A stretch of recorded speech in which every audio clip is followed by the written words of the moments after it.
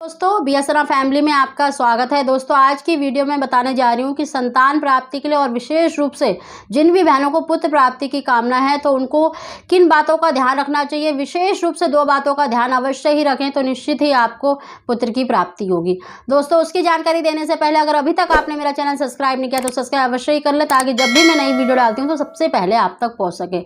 दोस्तों पुत्र की कामना करना देखिए कोई गलत नहीं है। जिस पे देखिए 1 या 2 बेटी हो चुके तो उसको बहुत चिंता होती है कि हम ऐसा क्या करें जिससे कि नेक्स्ट टाइम देखिए आज के समय पर बड़ा परिवार करना भी बहुत मुश्किल है, उसका पालन पोषण करना बहुत मुश्किल है।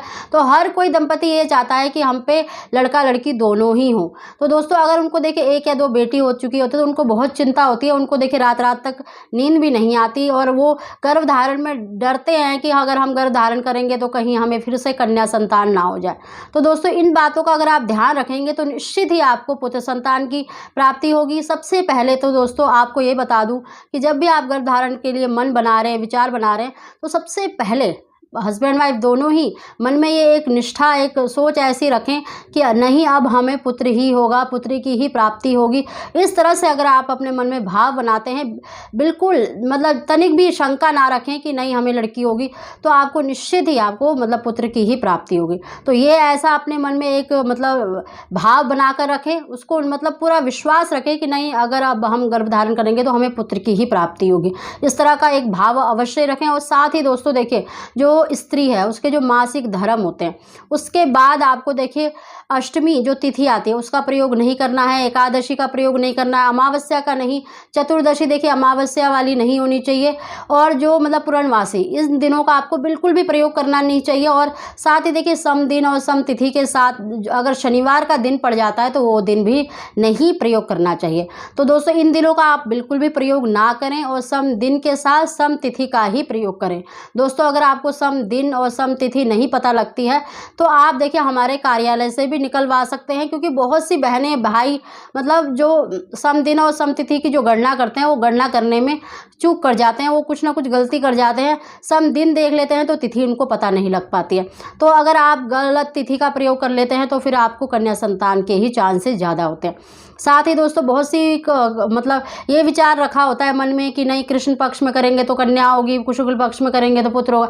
देखिए पक्ष का कोई विचार नहीं होता, सिर्फ आपको सम दिन के साथ सम तिथि का प्रयोग करना चाहिए। और हमेशा जो वाइफ है उसको अपने हस्बैंड के लेफ्ट साइड सोना चाहिए। जिनको देखिए संतान बिल्कुल भी कोई संतान नहीं है, कई साल हो गए, तो उनको देखिए मासिक धर्म के जो 16 दिन होते हैं, मतलब मासिक धर्म ठीक होने के बाद जो आपके 16 दिन होते हैं उन दिनों का प्रयोग करना चाहिए। उन दिनों में देखिए बहुत अधिक चांसेस होते हैं गर्भधारण होने के, आपका गर्भ मतलब ठहरेगा उन दिनों में, क्योंकि उन दिनों में सबसे ही सही माना जाता है। ज्योतिष के अनुसार भी, डॉक्टरी रिपोर्ट के अनुसार भी अगर आप मतलब चेक करवाएं, उनसे पूछें तो वो भी यही बताएंगे कि मासिक धर्म के मतलब जो 2 हफ्ते होते हैं और जो पीरियड आने से पहले 1 हफ्ता छोड़ दें और जो पीरियड्स के 1 हफ्ता छोड़कर आपको जो बीच के 14 दिन होते हैं वो बहुत ही श्रेष्ठ होते हैं संतान प्राप्ति के लिए। उनमें बहुत अधिक आपको मतलब चांसेस होते हैं कि आपको गर्भधारण हो जाए। और इस समय पर आपको देखिए पौष्टिक आहार लेना चाहिए, गाय के दूध का सेवन अधिक से अधिक करना चाहिए। अगर फिर भी अगर आपको गर्भधारण नहीं होता तो आप शिवलिंगी के बीज, लक्ष्मणा बूटी जो मैंने वीडियो डाली है उस चीज़ का सेवन कर सकते हैं कि स्त्री को संतान प्राप्ति के लिए किन चीज़ों का सेवन करना चाहिए। तो उन जड़ी बूटी का सेवन करेंगे उन दिनों में तो निश्चित ही आपको संतान की प्राप्ति होगी। हस्बैंड के लेफ्ट साइड सोना है यानी बाई तरफ सोना है, इस चीज़ का ध्यान रखें। और गर्भधारण से पहले देखिए 15-20 मिनट पहले ही जब आप लेटते हैं तो आपकी देखिए जो चंद्र स्वर है वो चलना शुरू हो जाता है, उसके बाद ही चंद्र और जो सूर्य स्वर होता है वो चलने के बाद ही आपको गर्भधारण करना चाहिए। और गर्भधारण से देखिए 15 दिन पहले, 10 दिन पहले, 15 दिन पहले अगर आप जो बछड़े वाली गाय का दूध होता है उसके साथ शिवलिंगी के बीज का प्रयोग कर लेते हैं, पुत्र जीवक का प्रयोग कर लेते हैं।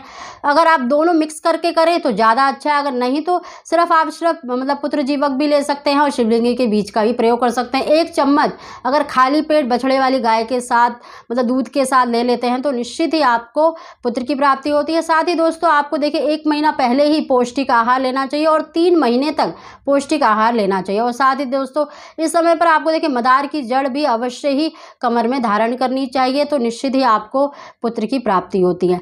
दोस्तों फिर भी अगर आप देखें कोई मतलब मिस्टेक कर जाते हैं, जैसे सम दिन सम तिथियों का प्रयोग नहीं कर पाते, तो आप देखिए गर्भवती होने के बाद भी यानी गर्भ धारण करने के बाद भी दूसरे और तीसरे महीने में, देखिए जो गर्भवती स्त्री है उसको दूसरे और तीसरा महीना जब लगता है तो उस समय पर शिवलिंग के बीज का प्रयोग फिर से कर सकती हैं, बछड़े वाली गाय के दूध के साथ ही। देखिए बहुत सी बहनों का कमेंट होता है कि मैम हमें बछड़े वाली गाय का दूध अवेलेबल नहीं हो रहा। देखिए जब अवेलेबल नहीं, पहले कोशिश पूरी करें, अगर ना मिले तभी आपको गंगा जल से लेना चाहिए। अगर गंगा जल से भी ना मिले, अगर आपको देखिए आपके घर में लट्टू गोपाल जी हैं तो उनको आप स्नान कराएं, तो आप जो स्नान का पानी होता है, जो पंचामृत होता है, उससे भी आप उसको ले सकती हैं। या फिर जब आप शिवलिंग पर जल चढ़ाते हैं सोमवार के दिन, तो उसके जल से, जो शिवलिंग का जल होता है, उससे भी ले सकते हैं, तो निश्चित ही आपको पुत्र की प्राप्ति होगी। इन बातों का विशेष ध्यान रखेंगे। और साथ ही देखिए पक्ष का कोई विचार नहीं होता, आप अपने हस्बैंड के लेफ्ट साइड सोइए और साथ ही देखिए सम दिन सम तिथि का प्रयोग करिए। और आपको देखिए जो चीज़ें मैंने बताई हैं कि गर्भधारण से पहले पौष्टिक आहार लेना शुरू कर दीजिए, तो निश्चित ही आपको मतलब पुत्र की प्राप्ति होगी। अधिक से अधिक अगर आप गाय का दूध का सेवन करते हैं, मतलब उसका अगर दूध नहीं ले सकते, दही का प्रयोग कर सकते हैं, पनीर का प्रयोग कर सकते हैं, तो निश्चित ही आपको संतान की प्राप्ति होगी। अगर आप देखें कोई मतलब जैसे सिगरेट, मतलब हस्बैंड भी अगर सिगरेट वगैरह या स्मोकिंग या फिर शराब वगैरह पीते हैं, तो उनसे भी कह दीजिए कि 3 महीने तक वो भी ना ले। वो भी मतलब ये दोनों को ही, जो ये रूल है, जो 2 बातों का जो नियम है, वो दोनों को ही फॉलो करना है, हस्बैंड को भी और वाइफ को भी, तभी आपको देखिए मनवांछित संतान की प्राप्ति होती है। उनको भी अगर गुटखा फुटका ऐसे कुछ खाने की आदत है तो वो 3 महीने के लिए छोड़ दें। 3 महीने तक मतलब गर्भधारण के बाद तो देखिए वो ले सकते हैं, लेकिन गर्भधारण से पहले 1 महीना पहले ही उन चीज़ों का, शराब का, इन चीज़ों का सेवन करना छोड़ देना चाहिए। खासकर वो 3 महीने तक स्त्री को देखिए गर्म वस्तु का सेवन बिल्कुल भी नहीं करे, तामसिक भोजन ना करे, मैं तो कहूँ नॉनवेज का भी सेवन नहीं करना चाहिए, जिससे कि आपको देखिए उत्तम और स्वस्थ बच्चे की प्राप्ति होगी। देखिए कौन नहीं चाहता कि उसको उत्तम मतलब संतान की प्राप्ति हो।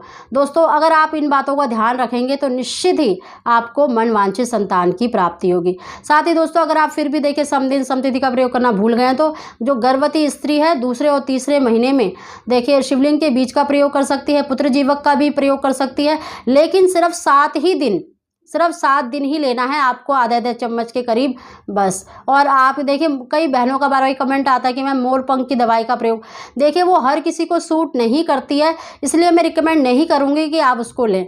देखिए उससे पुत्र की प्राप्ति तो होती है, लेकिन बहुत बहनों को वो सूट नहीं करती, तो आप अपने शरीर को देख कर की और अपने डॉक्टर से सलाह लेकर इस चीज़ का सेवन कर सकते हैं। दोस्तों अगर आप इन बातों का ध्यान रखें तो निश्चित ही आपको मनवांछित संतान की प्राप्ति होगी, पुत्र की प्राप्ति होगी। जिन भी बहनों को देखिए कन्या संतान हो रही है, उनको बहुत मतलब टेंशन होती है, चिंता होती है, तो ये बिल्कुल अपने मन से निकाल दीजिए। आप ये सोच रखिए कि अगर हम अब गर्भ धारण करेंगे तो हमें पुत्र ही प्राप्त होगा, पुत्र की ही हमें प्राप्ति होगी, इस चीज़ का ध्यान रखें। दोस्तों अगर आपको हमारी जानकारी वीडियो पसंद आई तो उसको लाइक अवश्य ही करें। आप सभी को जय श्री कृष्णा।